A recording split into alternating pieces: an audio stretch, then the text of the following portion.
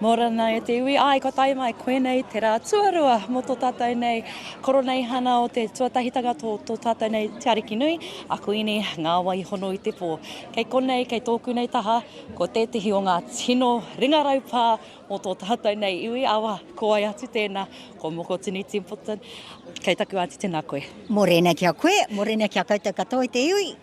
Morena, Auntie, what a week it has been thus far. We wrapped up day one. How has day one been thus far in terms of the reflections from your side of mahi?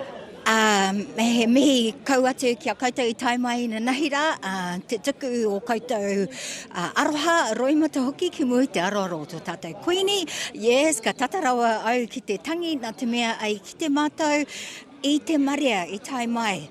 Me ō rātou aroha, ō rātou whānau, i wehe atu ki te pō, i reira te katoa i na nahira.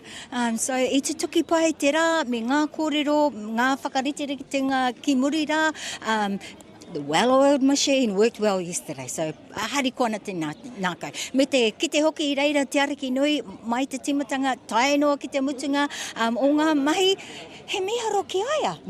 Ana, he miharoro atu, ana āhuatanga, ana wairua, ana kua whakatinana ki te katoa, ka noho ngātahi ki tōna nei taha. Ki te anō hoki i te motu i tana taira, i tana makawe anō hoki, i tana kanuhi a tāhua.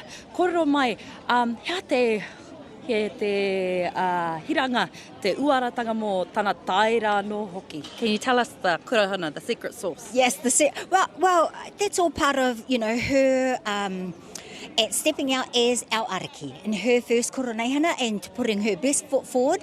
So a lot of preparation went into her kākahu mō te wiki katoa, and she has her very close friend and designers, Bobby Campbell-Luke from Campbell Fashion House, and his partner Dom, and they are working closely with her.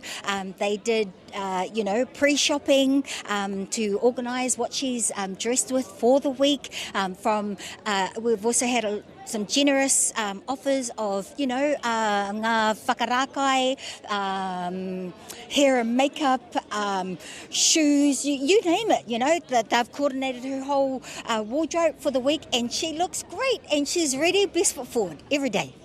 And what I love to see, and I think it's said without even asking, is the effortlessness that she has in terms of her āhuatanga as well. Aye. And of course, it's also shown last night with her dinner that she also shared with some delegates. Can you just talk us in proceedings in terms of last night's red carpet proceedings? And that was a beautiful event, and it was a combination of ngā rangatira o te motu, as well as entities, charities, and organisations that she's the patron of. So we saw King Charles's Trust here. Of course, that was a lot of mahi. They went to London. They've done mahi together for quite a while now. So Te Arikinui is also involved with their kaupapa, supporting entrepreneurs, young Māori entrepreneurs into business. So they were there last night. There were a mixture of ages and from the motu as well. So we had kaitahu, te tauhi o te waka Maui. They're all relationships that she will develop and grow as her reign continues. Now we're waiting for the rest of the motu to now come and enter onto our beautiful marae today. What do you expect to see from today's proceedings? Lots of tears. Lots of tears. Me te mihi atu anō ki a rātou. Kahurangi iri tana tāwhiwhirangi. Tēnō, aroha nui Te Arikinui ki aia. And they were on the Kohangareo Trust on the board together. Iri tana and the cookers, Puti Maki, they wrapped their arms around her as she was learning the ropes of how the Kohangareo operates, the policies and the new direction.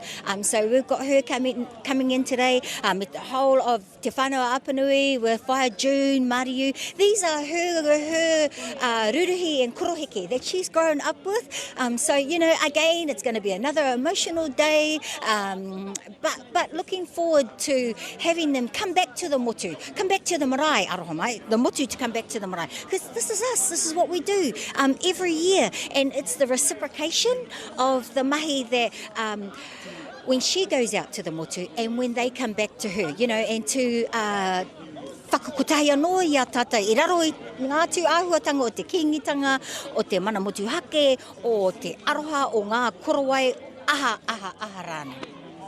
And I do have to say for even yourself, it seems as if you never sleep because this has been a 3-month preparation and yet you're serving us a look. How do you do it? Years of practice, and much like the Queen, the preparation for Koroneihana started last month, but the key to it all, comfy shoes. Koena te korahona e te whānau haramai o hu e mautonu ana ki te kaupapa. Nō reira, kei a koe te wairerea, tēnā koutou katoa.